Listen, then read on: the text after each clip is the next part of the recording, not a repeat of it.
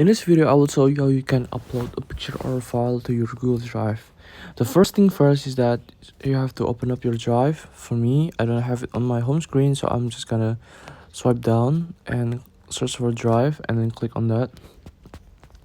And after that, you may want to create a new folder for this. Create a new folder and put something there. New folder. Where is it? Untitled folder. And you can use upload both photos and videos. There you can see all of your photos right there.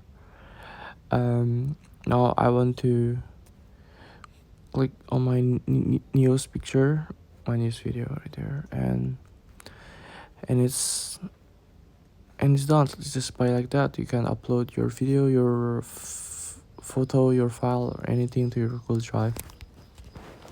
Wait until it's finished uploading, and then you have your own file uploaded already on the Google Drive. Well, thank you for watching. See you on the next video.